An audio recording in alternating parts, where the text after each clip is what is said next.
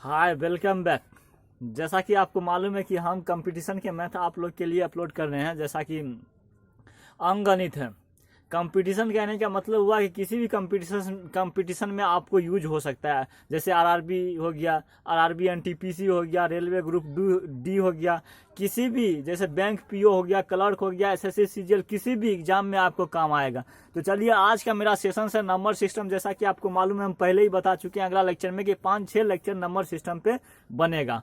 तो आज का जो लेक्चर सेशन में है, हम देखेंगे कि कुछ जैसे कि दिए रहता है सब्जेक्ट, यानी कि लंबा चौड़ा सा वर्ड में दे देता है कि किसी संख्या को कि इतना से भाग देने पे शेषफल इतना बचता है, और उसी संख्या से इतना को भाग देने पे शेषफल क्या होगा। तो चलिए, उसी से रिलेटेड हम सवाल पे डिस्कशन करेंगे। देखिए क्या है मेरा पहला क्वेश्चन। कहता है किसी संख्या को 119 से भाग देने पर 47 शेष बचता है।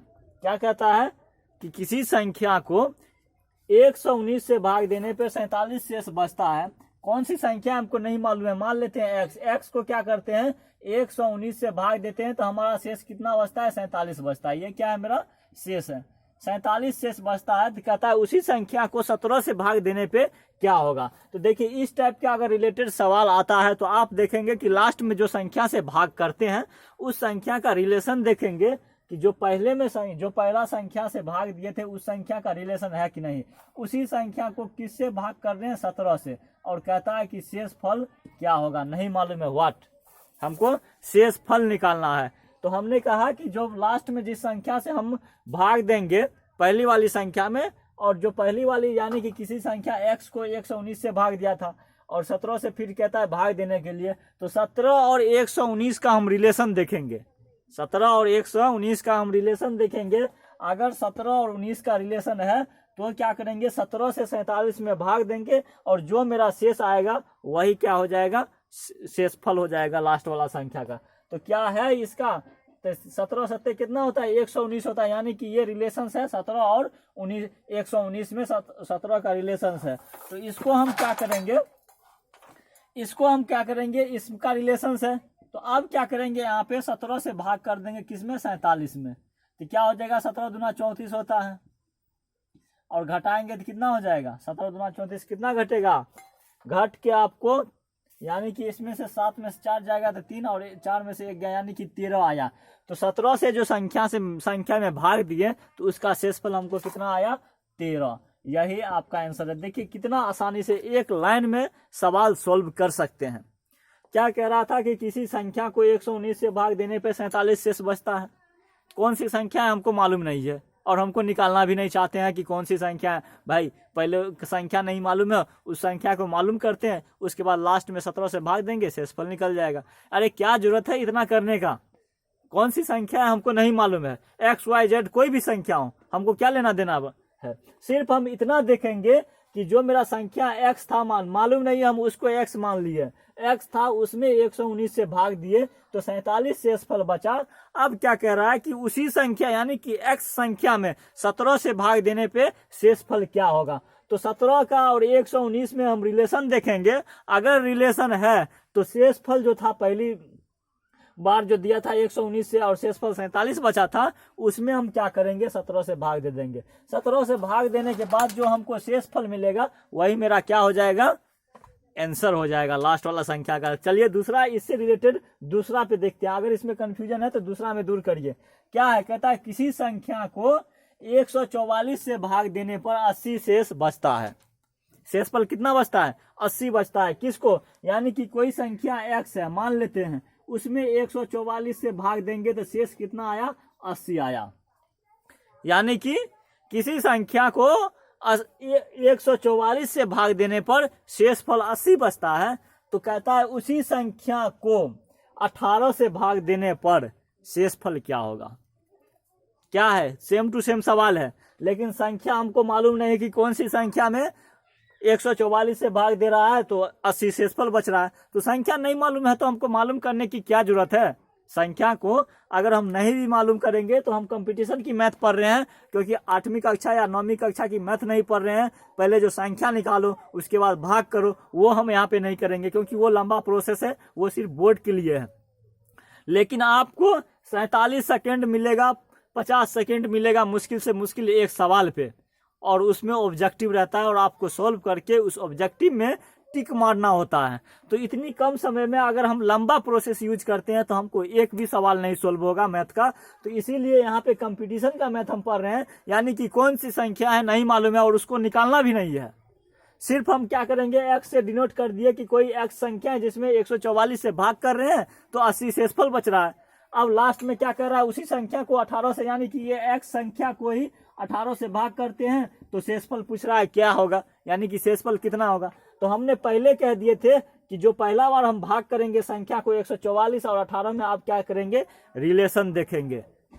तो 18 को 8 से गुना करेंगे तो आपको 144 हो जाएगा, यानी कि 18 8 144 होता है। तो क्या 144 और 18 में रिलेशन है ना, 8 मरतबे क्या हो रहा है, कट रहा है। तो जब इन दोनों का रिलेशन हो तो 18 से क्या करेंगे, हम 80 में भाग दे देंगे। क्या करेंगे, 80 में भाग दे देंगे। अब देखिए 18 को कितना 4 मरतबे लगाएंगे, क्या हो जाएगा, 18 को 4 मरतबे लगाएंगे तो 8 चौका 32 के 2, 8 चौका 32 के 2 हासिल 3 हुआ, 4 एक 4, 4 3 7, यानी कि 72 घट के कितना हो जाएगा, 8 हो जाएगा। तो हमारा आंसर क्या हो जाएगा, 8 हो जाएगा। यही मेरा क्या है, आंसर है। यानी कि किसी संख्या को 144 से भाग दिया तो हमारा 18 शेषफल बचा, और उसी संख्या को बोल रहा था कि 18 से भाग देंगे तो शेषफल क्या होगा। तो 18 से भाग देने से शेषफल कितना निकला, हमको 8 निकला। इस टाइप के रिलेटेड में हमको संख्या नहीं मालूम है, संख्या हमको चाहिए भी नहीं।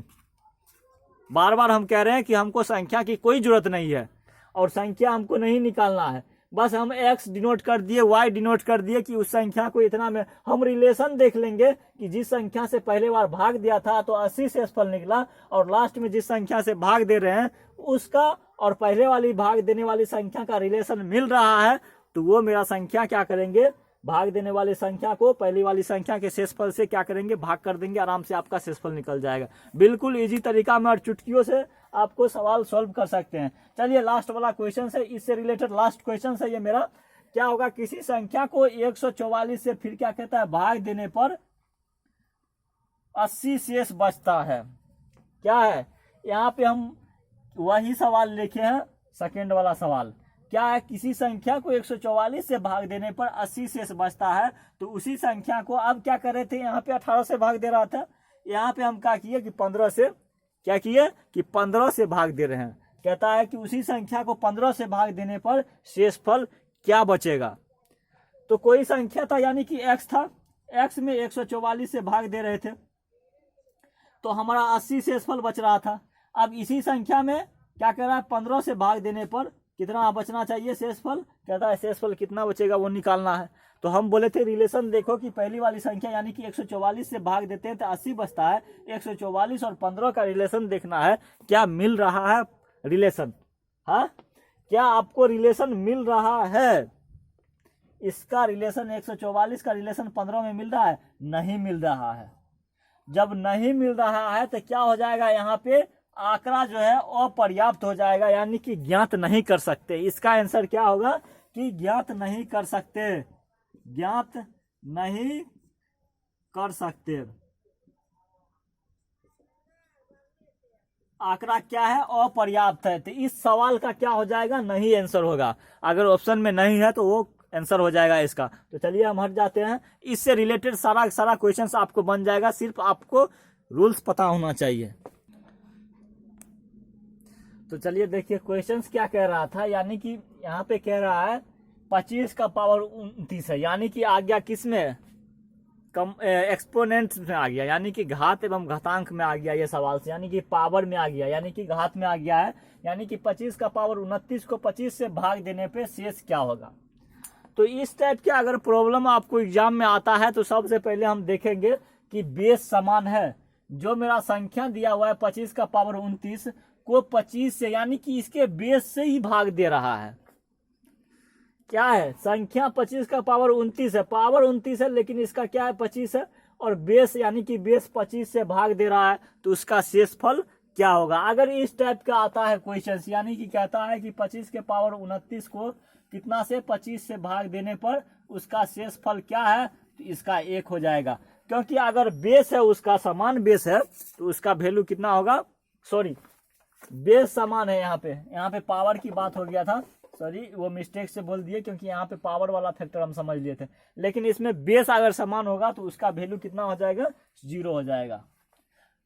यहीं पे अगर कह देगा कि मान लीजिए 13 के पावर 15 को 13 से भाग देने पे शेषफल क्या होगा, यानी कि भाग देने पर शेषफल क्या होगा, तो देखिए किससे भाग पड़ रहा है, इसके बेस से ही भाग दिया जा रहा है 13 के पावर 15 में, तो इसका वैल्यू क्या हो जाएगा, 0। तो इस टाइप का अगर रिलेटेड आता है जिसको हम बेस से भाग देते हैं, यानी कि बेस मतलब 25 से ही, 25 का पावर 29 है और 25 से ही कहता है भाग देने पर, और उसका कहता है कि शेषफल क्या होगा, तो इस टाइप के रिलेटेड से क्या होगा आपको कि 0 आएगा इसका आंसर, यानी कि शेषफल क्या होगा, 0। यानी कि 13 के पावर 15 है और 13 के पावर 15 को 13 से भाग देने पे इसका शेषफल क्या होगा, तो देखिए बेस से ही भाग दिया जा रहा है ना, बेस माना आधार क्या है इसका 13 है, तो 13 से ही भाग दिया जा रहा है, तो इस टाइप के क्वेश्चन का क्या हो जाएगा, आंसर 0 हो जाएगा। अब देखिए इसमें चलते हैं, यानी कि 17 के पावर 64 को 18 से भाग देने पर क्या है, शेष क्या बचेगा। देखिए भाग देने वाली संख्या कितना है, एक अधिक है, यहाँ पे बेस कितना है 17 है, यहाँ पे 18 से भाग दिया जा रहा है, यानी कि एक अधिक है। और पावर देखिए पावर क्या है, तो पावर मेरा सम है, यानी कि सम है पावर कितना है 64 है। तो इस टाइप के रिलेटेड सवाल को, यानी कि एक ज्यादा है, तो इसका आंसर कितना हो जाएगा, किसी संख्या यानी 17 के पावर 64 को 18 से भाग देने पर शेष क्या बचेगा, यानी कि भाग देने वाली संख्या क्या है, बेस से एक अधिक है और पावर सम है, तो उसका मान कितना हो जाएगा, 1 हो जाएगा। सीधा याद रखना है आपको, उसका मान कितना हो जाएगा, इसका मान, यानी कि इसका वैल्यू हो जाएगा 1। इस टाइप के रिलेटेड क्वेश्चंस को आप आराम से और आसानी से सोल्व कर सकते हैं। अगर इसका मान अगर 1 अधिक है या 1 कम है, और पावर क्या होना चाहिए आपको, पावर सेम होना चाहिए, यानी कि सम होना चाहिए, सॉरी सेम नहीं सम होना चाहिए, पावर सम होना चाहिए। ये मान लीजिए यहाँ पे 17 के पावर 18 से भाग दे रहा है, यानी कि बेस से 1 अधिक है और पावर क्या है मेरा, देखिए 64 है, यानी कि सम है, तो इसका मान 1 हो जाएगा, सीधा याद रखिए। और क्या अगर देखिए यहाँ पे कितना है, 89 है, 89 है, और उसका पावर कितना है 52 है, यानी कि सम है, पावर तो सम है मेरा, क्या है पावर सम है, पावर सम है, विषम तो नहीं है। और यहाँ पे कितना से भाग दिया जा रहा है, 88 से, यानी कि बेस से 1 कम है, इस संख्या के बीच कितना कम है, 1 है, यानी कि -1 है, यानी कि 1 कम है, कितना है 1 कम है, किससे, बेस से 1 कम है भाग देने वाली संख्या। तो इससे रिलेटेड इसका आंसर क्या हो जाएगा, यानी कि शेषफल क्या होगा, तो 1 कम रहे या अधिक रहे कोई फर्क नहीं पड़ता है, हम पावर देखेंगे कि पावर सम है या विषम है। अगर पावर सम है तो उसका मान कितना हो जाएगा, 1 हो जाएगा। इसको आंख मूंद के 1 में ऑप्शन में मार देना है, यानी कि जहां पे आपको 1 नजर आएगा वही उसका आंसर हो जाएगा। पावर देखेंगे, भाग देने वाली संख्या बेस से 1 अधिक है या कम है उसको हमको नहीं देखना है, पावर सम देखना है। क्या था यहाँ पे 64 था और यहाँ पे 52 है, तो पावर को क्या करना है, सम देखना है कि उसका पावर जो है, एक्सपोनेंट्स जो है वो पावर उसका घात सम है या विषम। अगर सम है तो उसका मान 1 होगा। चलिए विषम पे भी बात करते हैं। देखिए 17 के पावर यहाँ पे 64 था, यहाँ पे हमने क्या किया, 17 के पावर 65 को 18 से भाग देने पर शेषफल क्या बचेगा।